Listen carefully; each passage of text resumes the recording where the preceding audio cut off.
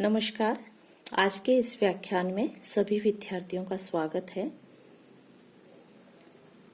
आज के इस व्याख्यान का विषय है जैन दर्शन की तत्व मीमांसा या जैन दर्शन के द्रव्य संबंधी विचार।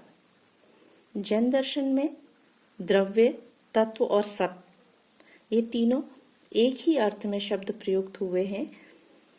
तो यहाँ पर हम तत्व मीमांसा के अंतर्गत जैन दर्शन के द्रव्य संबंधी विचार की चर्चा करने जा रहे हैं। जैन दर्शन इस संसार की सभी वस्तुओं को द्रव्य नाम से संबोधित करते हैं।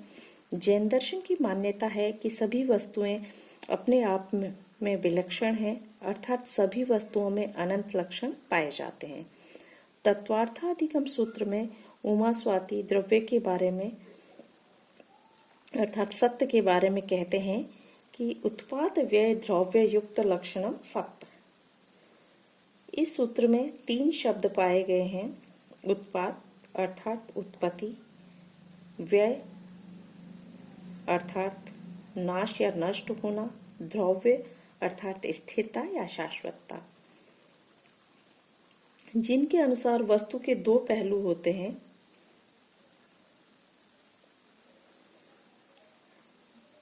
शाश्वत पहलू और अशाश्वत पहलू।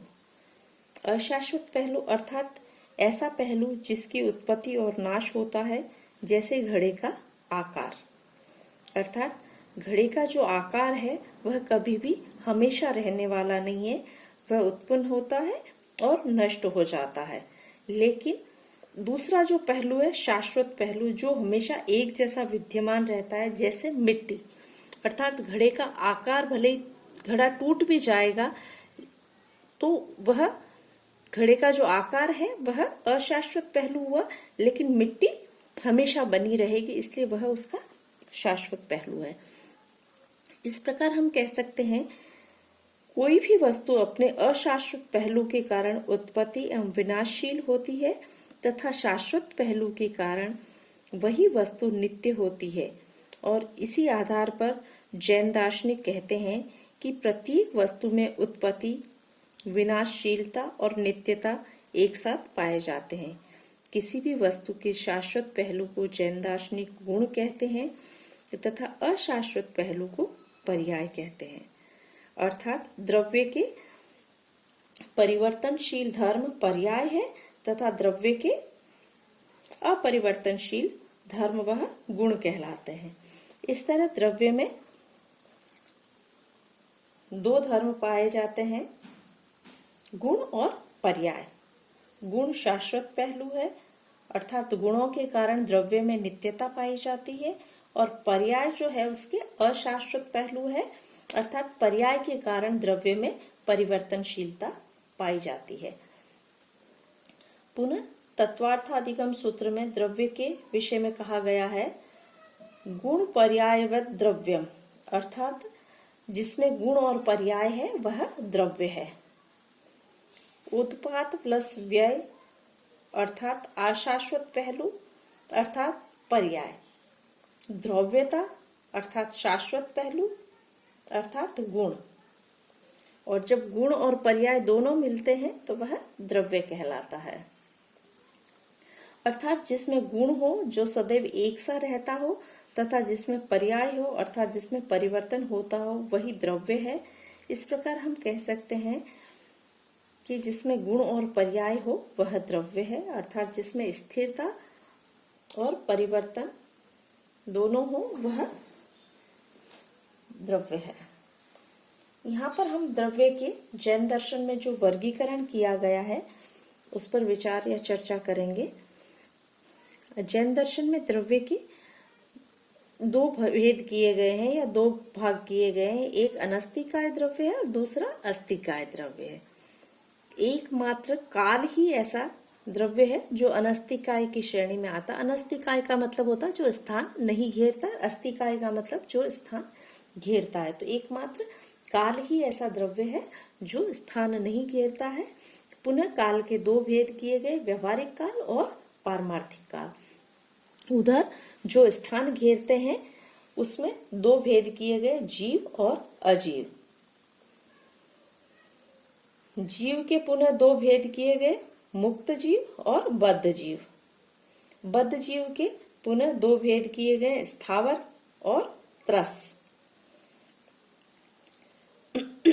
एक इंद्रिय जीव होते हैं वो स्थावर कहलाते हैं, और दूसरा त्रस जीव है जिसमें द्विइंद्रिय, त्रिइंद्रिय, चतुरिंद्रिय, पंचेंद्रिय जीव आते हैं। पुनः इधर अजीव का अगर हम विभाजन करते हैं तो अजीव को जैन दर्शन में 4 भागों में बांटा गया, पुद्गल, धर्म, अधर्म और आकाश। पुनः आकाश को 2 भागों में बांटा है, लोकाकाश और अलोकाकाश। यह हमने जैन दर्शन का द्रव्य का जो वर्गीकरण किया है उसका एक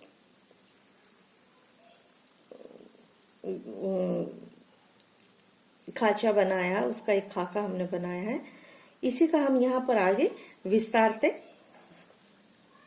विस्तार इसका करेंगे।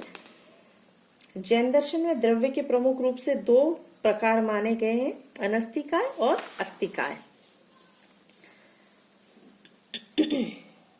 अनस्तिकाय ऐसे द्रव्य जो किसी भी प्रकार की जगह या स्थान न घेरते हो, अनस्तिकाय कहलाते हैं। एकमात्र काल ही अनस्तिकाय द्रव्य है। यहाँ पर हमें बताएं काल क्या है, काल किसे कहा जाता है। काल की कल्पना अनुमान के आधार पर मानी गई है। जगत की सभी वस्तुओं में जो परिवर्तन होता है वह काल ही की सहायता से होता है। जिस प्रकार कील की सहायता से चक्र घूमता है, उसी प्रकार काल की सहायता से जगत में सभी प्रकार के परिवर्तन होते हैं। काल के कारण ही कोई वस्तु नई या पुरानी होती है। काल के 2 भेद माने गए हैं, व्यवहारिक काल और पारमार्थिक काल। हम व्यवहार में अपनी सुविधा के लिए काल को मिनट, घंटा, दिन, सप्ताह, महीने, वर्ष आदि में बांट लेते हैं, वह व्यवहारिक काल कहलाता है। और पारमार्थिक काल, यह काल एक अनादि और अनंत है जिसका वास्तविक विभाजन संभव नहीं है। यही काल का वास्तविक स्वरूप है।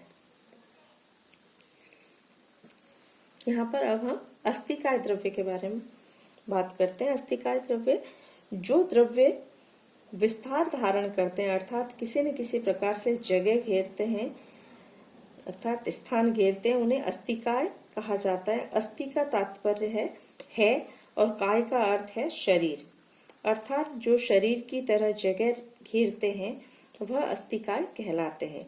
इससे मुख्य रूप से निम्न भेद हैं, जीव और अजीव। जीव द्रव्य आमतौर पर जिसे आत्मा कहा जाता है, जैन दर्शन उसे जीव नाम से संबोधित करता है। जीव के विषय में माधवाचार्य की पुस्तक सर्वदर्शन संग्रह में कहा गया है, चेतना लक्षणों जीवः, अर्थात जिसमें चेतना होती है वह जीव है। जैन दार्शनिक मानते हैं कि सभी जीवों का स्वरूप चतुष्ट है, निम्न है: अनंत ज्ञान, अनंत दर्शन, अनंत शक्ति और अनंत सामर्थ्य। परंतु जैसे काले बादलों का आवरण आने पर सूर्य का प्रकाश धरती पर नहीं पहुंच पाता है, उसी प्रकार कर्म बंधन के आवरण के कारण जीव अपने अनंत चतुष्टय स्वरूप को नहीं जान पाता है। जैन दार्शनिक कहते हैं कि जीव विभिन्न प्रकार के कर्म करता है। कर्म के कारण जन्म मरण के चक्र में पड़कर विभिन्न प्रकार के दुख भोगता है। आत्मा का परिमाण या आकार, जैन दार्शनिक कहते हैं कि जीव जिस शरीर में जाता है उन्हीं का आकार ग्रहण कर लेता है। यानी चींटी के शरीर में चींटी जितना, वह हाथी के शरीर में हाथी जितना स्थान घेरता है।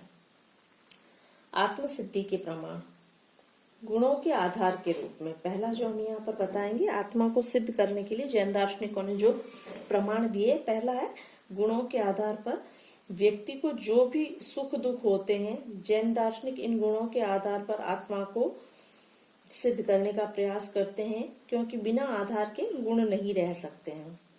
दूसरा, ज्ञाता के रूप में, मनुष्य ज्ञानेंद्रियों के द्वारा जो ज्ञान प्राप्त करता है, यह ज्ञान कोई चेतन तत्व ही करता है। यह चेतन तत्व जीव है। चालक के रूप में अचेतन शरीर को चलाने के लिए किसी चेतन चालक को मानना आवश्यक है, जो शरीर को क्रियाशील करता है, और वह चालक जीव है।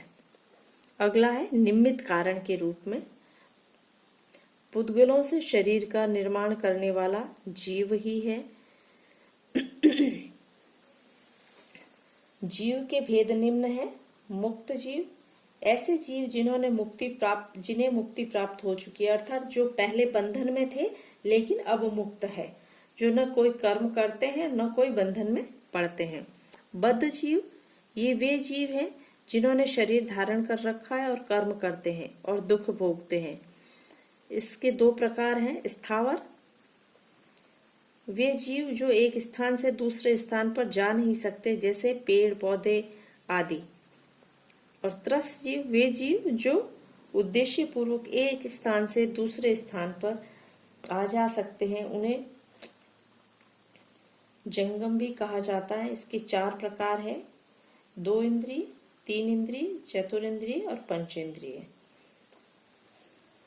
द्रव्य का जो दूसरा भेद है अजीव द्रव्य, अस्थिकाय का जो दूसरा भेद है अजीव द्रव्य, जिसमें चेतना न हो उसे अजीव द्रव्य कहते हैं। इसके 4 भेद हैं। पुद्गल, पहला, सर्वदर्शन संग्रह में पुद्गल के स्वरूप के बारे में लिखा है, पूर्यंती गलंती च पुद्गल है, अर्थात जो पूर्ण हो जाते हैं, गल जाते हैं, वह पुद्गल है। अर्थात जिसके द्वारा विभिन्न वस्तुओं का निर्माण होता है, वे पुद्गल हैं।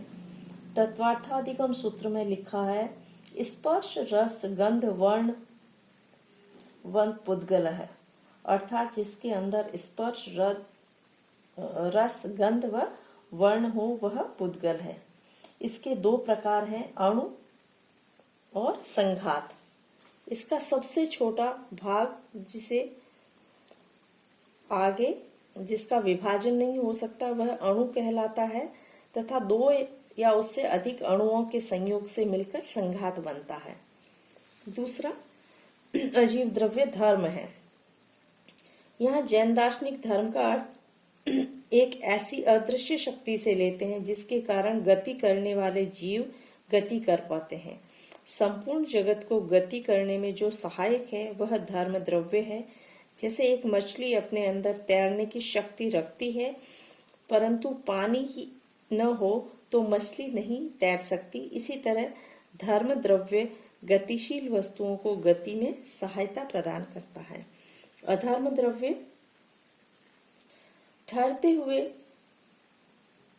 जीव और पुद्गल को ठहरने में जो सहायता प्रदान करने वाला द्रव्य है वह अधर्म द्रव्य है, अर्थात जो स्थिति में सहायक होता है वह अधर्म है। यह अधर्म द्रव्य ही जीव और पुद्गल की स्थिति में सहायक है। ये ठीक वैसे ही है जिस प्रकार थके हुए यात्री के लिए वृक्ष की छाया ठहरने में सहायता देती है। अगला अस्थिकाय द्रव्य, अजीव द्रव्य जो है आकाश। जीव आदि जितने भी द्रव्य हैं उनको स्थान देने के लिए जैन दार्शनिक एक द्रव्य को मानते हैं जिसे आकाश कहते हैं। इसमें 2 प्रकार हैं, लोकाकाश और अलोकाकाश।